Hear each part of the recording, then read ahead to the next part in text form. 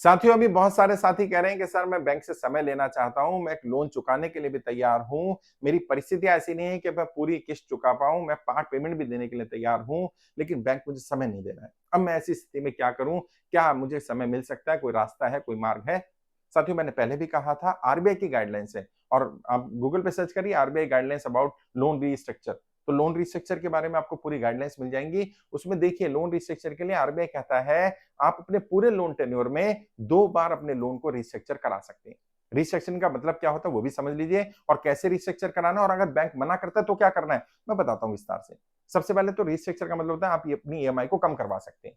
मान लीजिए जब आपने लोन लिया था, आपकी परिस्थितियाँ ठीक थी और बैंक ने तो आपका इनकम टैक्स रिटर्न भी देखा होगा, आपकी बैंक स्टेटमेंट भी देखा होगा, आपका सिबिल स्कोर भी देखा होगा, सब कुछ देख कर के लोन दिया था ना, तब आपकी स्थिति ठीक थी, आज आपकी स्थिति खराब हो गई, किसी भी कारण से। उसमें कारण मायने नहीं रखता, नौकरी करते थे, नौकरी छूट गई, ये तो बहुत बड़ा कारण हो गया। बिज़नेस था, बिज़नेस में उतनी ग्रोथ थी या उतना टर्नओवर था, अभी उतना टर्नओवर नहीं है, उतनी सेल नहीं है। महँगाई के कारण, सरकार की गलत नीतियों के कारण, आपकी किसी गलती के कारण, कोई हादसा हो जाने के कारण चाहे कुछ भी रहा हो, आज आपकी परिस्थितियाँ खराब हो गई। अब आपने मान लीजिए होम लोन का एग्ज़ाम्पल ले लेते हैं, आपने सोचा था 50-60 हज़ार रुपए की किश्त मैं आराम से दे दूँगा। 2 लाख, ढाई लाख रुपए सैलरी है या बिज़नेस में इनकम हो जाती है, आराम से भर दूँगा। अब क्या हुआ? अब सैलरी खत्म हो गई क्योंकि नौकरी छूट गई और अभी 50,000 की भी जॉब नहीं है और 50-60 हज़ार रुपए किश्त जानी है। अब क्या करेंगे आप? ऐसी परिस्थिति में बैंक से आप रिक्वेस्ट कर सकते हैं लोन को रीस्ट्रक्चर करने के लिए और जब एप्लीकेशन लिखेंगे तो उसमें बताइएगा कि as per the RBI restructure rules मेरे को रीस्ट्रक्चर का बेनिफिट दिया जाना चाहिए। मैंने लोन का अभी लिया था, इस डेट को जब भी लिया था और मेरा इतना ईएमआई चल रहा है, एक बार भी मैंने रीस्ट्रक्चर की फैसिलिटी नहीं ली है। आरबीआई कहता है 2 बार आप रीस्ट्रक्चर करवा सकते हैं, तो मेरे लोन का ईएमआई को कम कर दिया जाए। तो ईएमआई को कम करने के लिए आप कितनी भर सकते हैं वो बताइएगा और बैंक कितनी कर सकता है वो भी बैंक भी बता देगा। अगर बिल्कुल ही परिस्थिति नहीं है, जैसा कई लोग कहते हैं कि साहब नौकरी छूट ही गई है और सेविंग भी नहीं है, अब मैं घर चलाऊँगा जैसे-तैसे करके 3-4 महीने, 6 महीने लग जाएँगे, नई नौकरी ढूँढने में या अपने आप को स्थापित करने में, तो क्या मुझे समय मिल सकता है? बिल्कुल मिल सकता है, इसको लीन पीरियड बोलते हैं, आप लीन पीरियड के लिए अप्लाई कर सकते हैं।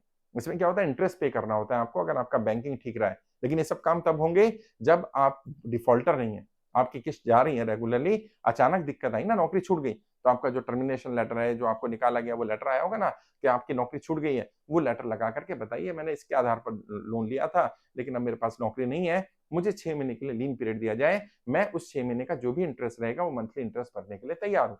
तो क्या होगा 6 महीने का इंटरेस्ट ये ईएमआई बाद में ऐड हो जाएगी लेकिन इंटरेस्ट एक्स्ट्रा नहीं देना पड़ेगा। मोरेटोरियम में क्या होता है वो ईएमआई उठाकर रख देते हैं 3 महीने कुछ नहीं देना, बाद में फिर वो 3 महीने की ईएमआई लास्ट में ऐड हो जाती है और पता चला कि 10-10, 20-20 ईएमआई बढ़ा दी जाती है, तो उससे ज़्यादा दिक्कत आती है। तो आप अगर ये नई दिक्कत झेलना चाहते हैं तो आप बोलिए लीन पीरियड चाहिए, मेरी ईएमआई को कम कर दीजिए, नहीं कर सकते हैं तो लीन पीरियड दीजिए 3 महीने, 6 महीने का, जिसमें मैं इंटरेस्ट पे करूँगा। और अगर वो पार्ट पेमेंट के लिए कहते हैं तो कुछ पार्ट पेमेंट भी पे कर सकते हैं, ताकि आपका लोन रेगुलर भी चलता रहे, आपको डिफ़ॉल्टर ना माना जाए। क्योंकि अगर प्रॉपर्टी मॉर्टगेज या कोई भी सिक्योर्ड लोन है, अगर 3 महीने तक आप इंस्टॉलमेंट बाउंस कर देते हैं या 90 दिन उसमें आप टोटल मिला करके 90 दिन का डिले रहता है, तो वो सरफेसी एक्ट में जा सकता है। और सरफेसी एक्ट में बहुत ज़्यादा अधिकार हैं बैंकों के पास। नाम से पता ना सरफेसी, वो सरफेसी नहीं है सरफासी, ये समझ लीजिए। सरफासी मतलब फांसी लगा देगा वो क्योंकि बहुत सारे लोगों की प्रॉपर्टियाँ चली गई हैं। 2-2, 4-4, 5-5 करोड़ की प्रॉपर्टी 20 लाख, 50 लाख, 1 करोड़ में चली जाती है साहब। नुकसान हो जाता है बहुत ज़्यादा। तो ऐसा नहीं करना है, बैंक से बात करनी है और बात कैसे करनी है? और बैंक कब समय देगा? बैंक से कोई बात ओरल नहीं करनी होती। बैंक क्या करता है अगर आपकी ईएमआई डिले भी हो जाए ना, आपको नोटिस भेजता है साहब, मेल पर भेजता है या घर पर लेटर भेजता है। आप क्या करते हैं, आप फ़ोन करके बात करते हैं कस्टमर केयर पे और बैंक चाहता भी है, तभी तो सभी बैंकों ने अपना कस्टमर केयर नंबर दिया हुआ है। जबकि आदर्श तरीका क्या है? रिटर्न में बात करिए, चाहे बैंक में ब्रांच में जाकर बात करिए या मेल के थ्रू कम्युनिकेशन करिए, रिकॉर्ड रहना चाहिए। ताकि जब बैंक कोर्ट में जाए कभी या कोई दिक्कत आए, तो आप बता पाएँ मैंने बैंक को रिक्वेस्ट किया और एक बार नहीं, बार-बार करना पड़ेगा। आप कहते हैं मैंने लेटर दिया, कई लोग आते हैं हमारे यहाँ भी, सर मैंने लेटर दिया था जवाब नहीं आया, तो आपने क्या किया? नहीं मैं इंतज़ार कर रहा हूँ। अरे इंतज़ार क्यों कर रहे हैं? आपने लेटर में लिखना था ना 15 दिन के अंदर-अंदर आप जवाब दे दें। अगर 15 दिन में जवाब नहीं आता है तो मैं मान लूँगा आपने मेरी रिक्वेस्ट को एक्सेप्ट कर लिया है। अब बैंक की मजबूरी बन जाएगी। हाँ, लेटर में ऐसे लिखना है, बताऊँगा लेटर कैसे लिखना है कि बैंक को बताइए कि मैं क्या चाहता हूँ। मेरी ये स्थिति थी जब आपने लोन दिया था, आज मेरी स्थिति ऐसी हो गई है, व्यापार बंद हो गया, नौकरी छूट गया, जो भी दिक्कत आई, वो पूरा विस्तार से लिख दिया। अब लिखने के बाद उसमें एक लाइन लिखिए कि मैं आपको ये जानकारी सूचित कर रहा हूँ लेटर के माध्यम से और मेरी इस प्रार्थना पर जल्दी से जल्दी एक्शन लिया जाए। मैं 15 उम्मीद करता हूँ 15 दिन में आप एक्शन ले लेंगे और जवाब दे देंगे। यदि 15 दिन में आपकी ओर से कोई स जवाब नहीं आता, तो मैं मान लूँगा कि मेरी जो दरखास्त थी, मेरी जो एप्लीकेशन थी, मेरी जो रिक्वेस्ट थी, उसको आपने एक्सेप्ट कर लिया।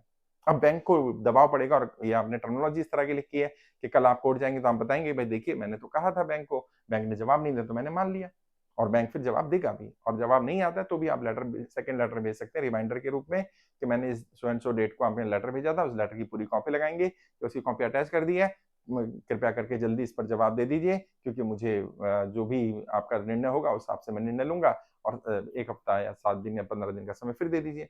तो ताकि बैंक को पता चले ये व्यक्ति रेगुलरली कम्युनिकेट कर रहा है, रेगुलरली बात कर रहा है, व्यक्ति डिफ़ॉल्टर नहीं है, बेईमान नहीं है। समस्या क्या आती है हमारी परिस्थितियाँ तो खराब हो गई, अब बैंक को सपना तो नहीं आएगा ना, आपकी जॉब छूट गई, क्या बैंक को सपना आएगा? आपका व्यापार बंद हो गया, कमाई नहीं है या कमाई कम हो गई, किसी भी कारण से कोई हादसा हो गया, बैंक को कैसे पता चलेगा? बैंक को सपना नहीं आएगा साहब, बैंक को बताना पड़ेगा और अगर आप बताएँगे नहीं तो कौन बताएगा?